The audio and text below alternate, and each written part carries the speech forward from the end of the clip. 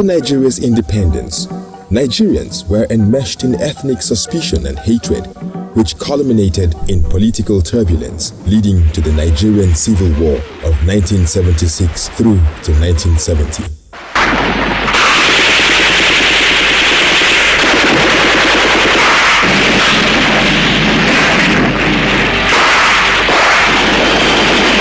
The war led to loss of millions of Nigerians and decimated the peace and unity of the country. Its relics were a battered landscape and a socially destabilized people who were brothers and sisters.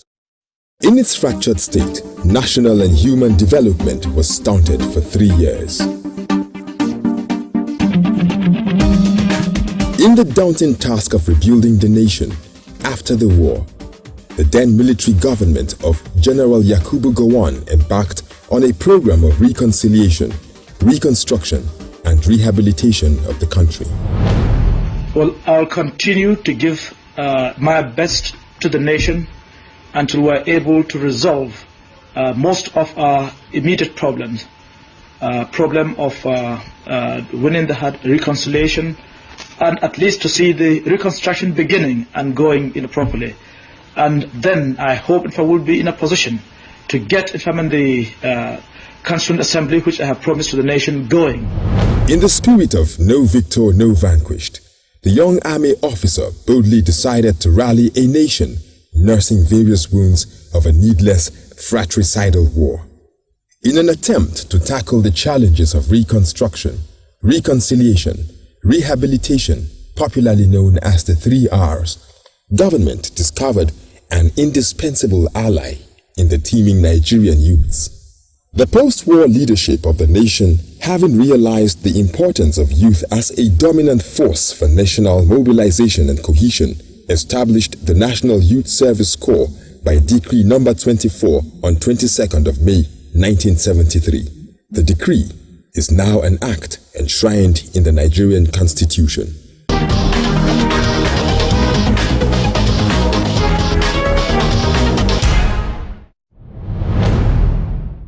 The Youth Service Corps, which focuses on the leveraging on the resourcefulness of young, educated Nigerians for the unity and integration of the country, has the following objectives: to inculcate discipline in the Nigeria youth by instilling in them a tradition of industry at work and of patriotic and loyal service to the nation in any situation they may find themselves; to raise their moral tone by giving them the opportunity to learn about higher ideals of national achievements, social and cultural improvement; to develop in them attitude of mind acquired through shared experience by suitable training, which will make them more amenable to mobilization in the national interest; to develop common ties among core members and promote national unity by ensuring that, as far as possible, youths are assigned to jobs in states other than their states of origin. Each group assigned to work together is as representative of the country as possible. The youths are exposed to modes of living of people in different parts of the country with a view to removing prejudice, eliminating ignorance, and confirming at first hand the similarities among Nigerians of all ethnic groups; to encourage members of the Service Corps to seek, at the end of their national service, career employment all over the country, thus promoting the free movement of labor; to induce employers, partly through their experience with members of the Service Corps, to employ more readily and on a permanent basis qualified Nigerians irrespective of their states of origin; to enable Nigerian youths acquire the spirit of self-reliance. The objectives of the NYSC are achieved through a carefully designed 4 cardinal programs vis-a-vis orientation course, primary assignment, community development service, and winding up or passing out exercise. The scheme is deliberately designed to ensure that all its members participate in the 4 cardinal phases of its 1-year program. The essence of this documentary is to highlight the 4 cardinal programs of the service year in order to give both enlisted and upcoming corps members a better understanding of the NYSC and the role they are expected to play.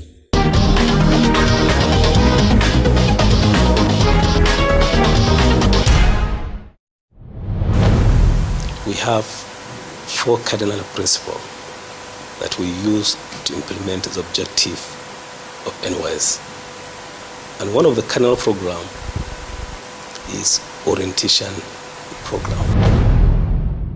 The orientation course. This is a planned, structured, and regimented program which takes place in a camp designed to foster close interaction, teamwork, discipline, and friendship among corps members. Corps members are camped in our orientation camp for a period of 3 weeks. And the camp is a regimented environment.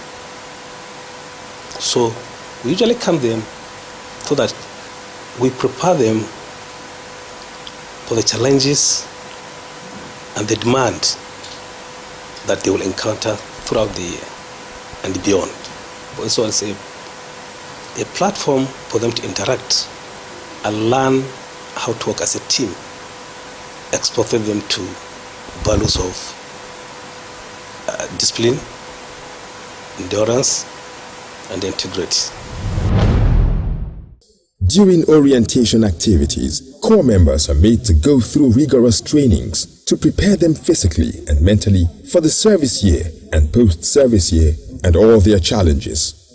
Their daily program include meditation, physical exercise, paramilitary drills, lectures, man-o-war, skills acquisition, and entrepreneurship development training, SAED side, sport, leadership training, as well as other social events.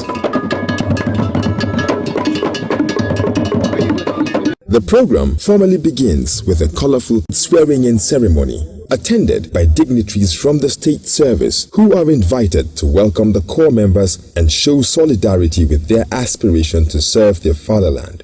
The occasion is usually presided over by the governor of the state, with the oath of service administered by the state's chief judge. The camp is very interesting and peaceful to be for both physical demands and social excitement. A typical day in camp begins with a military-styled wake-up call. This rouses corps members from their hostels and commands them to the parade ground for early morning meditation, exercise, and drills. It is an offense for any corps member to absent himself from the early morning activities on the parade ground. The reason being that it is where important information and instructions for the day are given to the corps members. After the early morning activities, the corps members are allowed a period for personal administration such as cleaning, bathing, and breakfast. From personal administration, the corps members dress up in specified attires for the next program, which is lectures. Lectures are the educative aspect of the orientation course. Topics cut across national security, national development, and human capacity building, among others. Structured into educative session of the course is the new Skills Acquisition and Entrepreneurship Development Initiative of the scheme, abbreviated as SAID. Since the department was set up in 2012, we have trained over 600,000 members. We've sensitized and trained over 6,000 members. And of these, over 2,000 have set up their own businesses and are thriving.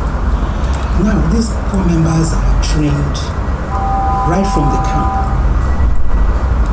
Right from the camp, they're exposed to entrepreneurship training, after which they're exposed to hands-on training on various skills. Ventures Management Department was created to be an intervention in the life of these youth. Essentially, the department is supposed to work out modalities whereby corps members can be trained to be self-employed and thereby taking them off the streets. In the in-camp component of site training, corps members are introduced to the basic training in their chosen skills sector, such as agro-allied, automobile, construction, cosmetology, film and photography, food processing and preservation, fashion design, craft and beads making, information technology, power and energy, and lots more. It's part of my agenda to establish these site centers in all the 6 geopolitical zones. Well, in the long run, that is the long-term agenda, I want all the state capital to have this skill acquisition center. The essence of this site is to move away the mind of the core members from the white-collar job. The afternoon session of the course are devoted to drills, where core members are taught how to engage in military-style parades, man-o'-war activities, games and sports. The evening is totally reserved for social activities to ease the core members and camp officials after a rigorous day's work.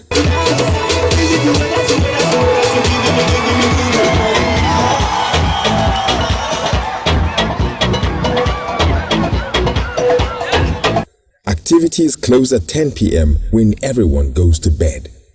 Apart from the standard program of the orientation, there are routines which bring out individual qualities and character in good sense of duty, teamwork, resourcefulness, creativity, and leadership. In this regard, core members are deliberately involved in the overall management of the camp. For instance, core members are administered on basis of platoons. The platoon leader is chosen from among the core members and he represents his platoon in the activity committee, saddled with the duty to review camp activities and proffer solution to problems arising in the day-to-day management of the camp.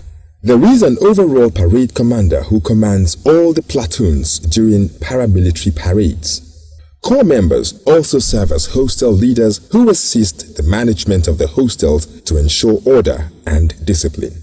Core members are deliberately involved in the preparation of food to further stimulate teamwork and empower them for future domestic life management.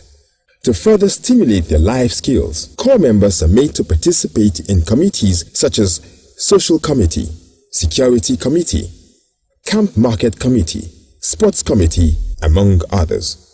Towards the end of the course, the performance of each core member is assessed to rate his total contributions, and this forms the first criteria for winning an award at the end of the service year.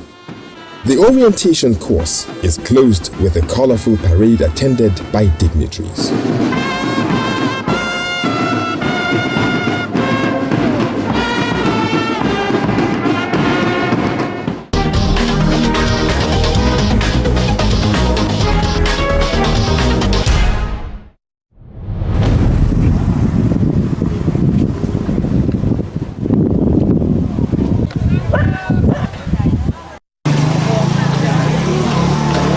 The primary assignment is the main hub of the service year, which follows immediately after the orientation course. It is a period when core members are posted to employers in communities of their states of development to render service to the nation. Their postings are determined purely by the needs of the communities and where possible. The NYSC rule therefore forbids any form of lobby from core members to influence their postings. National need always takes priority over personal comfort or choice. In the posting of core members, the rural areas are accorded consideration due to the prevalent shortage of skilled manpower in those areas of our economy. This is why core members who serve in such areas are rated higher when nominated for Honors Award. Remembering that this department takes care of rewarding core members that are distinguished and those who do go the extra mile. Right from the orientation camp, we begin to look out for those who are exceptional. So your contributions towards the administration, the camp administration, towards making your platoon a success and so on, is looked at and it is equally rewarded. So right from there, we begin to look out for award winners. The award has to do with your orientation performance, has to do with your primary assignment performance, has to do with your CDS performance, and your winding up and passing out. So we say that the orientation is very important for you to do all that is necessary. Every core member is expected to discharge his or her duty at the place of primary assignment location meritoriously. They are subject to quarterly performance assessment by their employers who file report to the Nysc State Coordinator. Their performance is also subject to periodic inspections by the Nysc inspectors. During primary assignment, a corps member is not permitted to absent himself or herself from duty without proper authorization. Failure to do so will earn the corps member serious sanction. Ranging from repetition of service here to extension of service.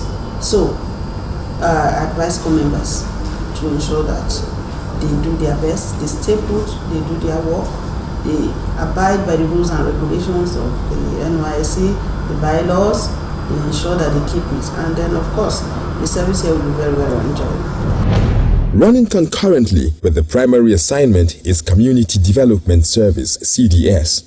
This is a period when corps members use their innate talents to improve the lots of their host communities by rendering free and selfless service.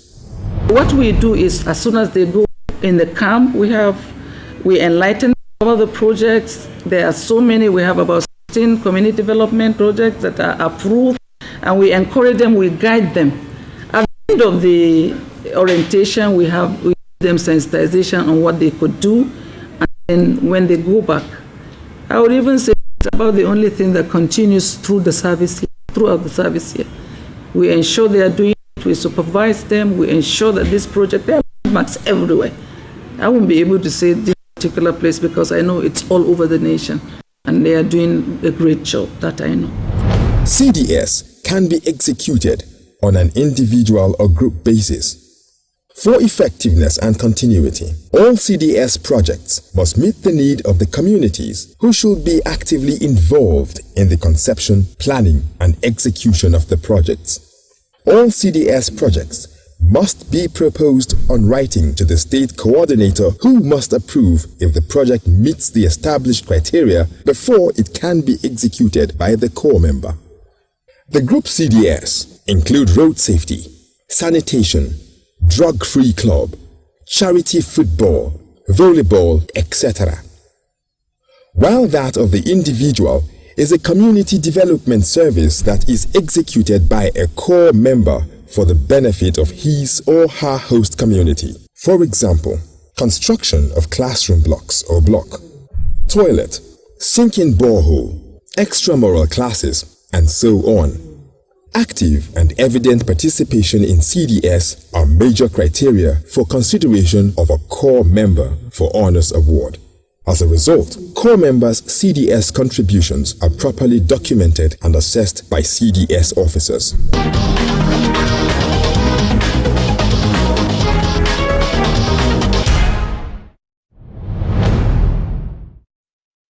The weeks leading to the exit or passing out, marking the end of the service year, are filled with activities which include debriefing corps members, counseling them on job prospects, farewell parties, as well as the documented appraisal of the skill. The final day is usually marked by a special event featuring march past, emotional farewell messages, conferment of honors awards, and distribution of certificates of national service. The passing out parade is usually presided over by the governor.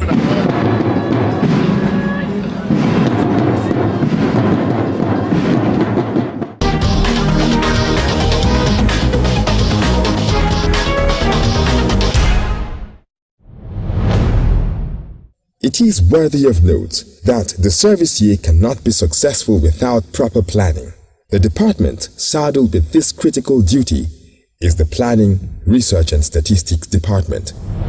The first thing that comes into mind when you talk about the Nysc, you are talking about the orientation, because that's the first port of contact with the prospective corps members. And so it is also part of our duty to make sure that we plan the orientation, make sure that all facilities for the orientation, they are ready, the resource persons with them, and ensure that the program we have earmarked for that orientation goes smoothly. And so the department is the expert when you talk about orientation. During the service year, the welfare of the corps members is key in the priority of heart of the scheme as it relates to the prompt payment of monthly allowances and timely medical assistances to those who have health challenges. As the department, the name implies, we handle the welfare of corps members, inclusive of health issues and benefits of corps members, rewards for corps members, discipline for corps members, and at the same time we are in charge of the monitoring and inspection of corps members. So we know that people fall sick once in a while. Right now what we operate as our corps members are to attend military hospitals, government hospitals, general hospitals, access the medical treatment there and make applications based on what they have spent, bring in their prescriptions, attach the receipts, pass them through their state coordinator to the DG, and the funds will be made to the corps members directly to their accounts. The secretariat will upload the corps members that have worked for the month. They have cleared them in all the states. They have cleared them. There's a process of clearing them. They have attended this and that. They have brought their clearance paper. They have attended CD program. They have been, when they clear, they will now upload it to to the system here, because now here we are on GIFMIS. That GIFMIS is Government Integrated Financial Information System. GIFMIS, GIFMIS. That is the platform through which we pay. In furtherance of its commitment to corps welfare, the scheme has put in place the Hope Alive initiative to support corps members who suffer from any form of disability in the course of the service year. As the managers of the scheme cater for the well-being of the corps members, they also have high expectations of the corps participants.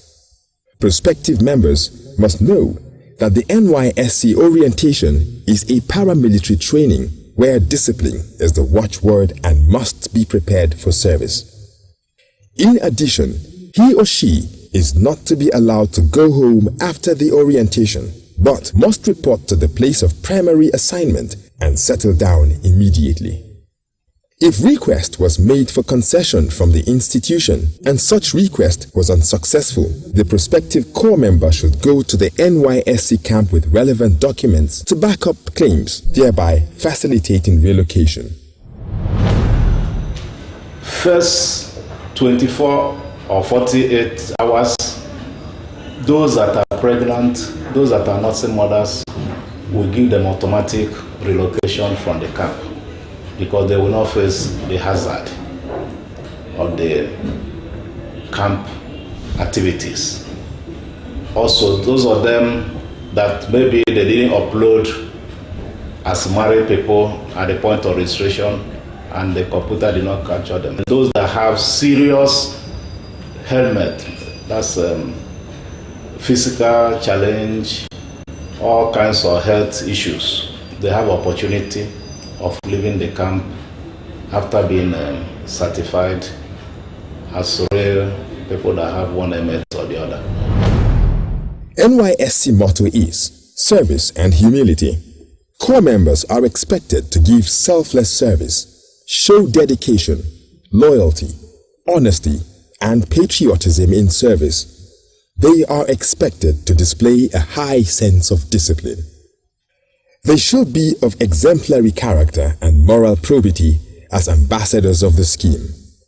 Corps members are expected to bring into play their talents, creativity, and originality during the service year. Corps members' expectations from employers. Job satisfaction. Employer is very, very vital, is very, very important. So what we expect from them is to receive these corps members warmly to their organization. There's even a need for them to convey them from the orientation camp to the place of their primary assignment. And it also is a duty of the employer to provide modest accommodation with basic amenities. But if they cannot meet up with that, they now pay in lieu of the accommodation. And also it's the duty of the co-employer to impact on the co-members with the values of hard work and industry in place of work. Honor awards for outstanding performance. Sanctions for erring core members ranging from extension of service year to repetition of service. Are not allowed to grant press interviews unless they take permission from the authority. And we always advise them as well that they don't fight the scheme through the media. If there is need for them to complain on any issue, the channel of communication should be followed. Core members should not undertake unauthorized journeys. A break in service for upwards of 3 months may result in repetition of the service year. Overseas travels during the service year cannot be undertaken except with the approval of the Nysc Director General. As core members, one should be mindful of the fact that Nysc does not charge fees for service, example, posting, certificates, or concessional requests. We have succeeded in making all these documents. We have imbibed security measures in them, and one of such is the embossment of the passport photographs. In each of these documents, the passport photograph of the person will be embossed on it, whether certificate of national service, certificate of exemption, or letter of exclusion. Taking a critical look at where the Nysc is today through its giant strides, it is clear that the dreams of the founding fathers of the National Youth Service Corps Nysc scheme of Nigeria and World with No Barrier is still alive, as nation building is not a destination in itself, but a journey through greatness.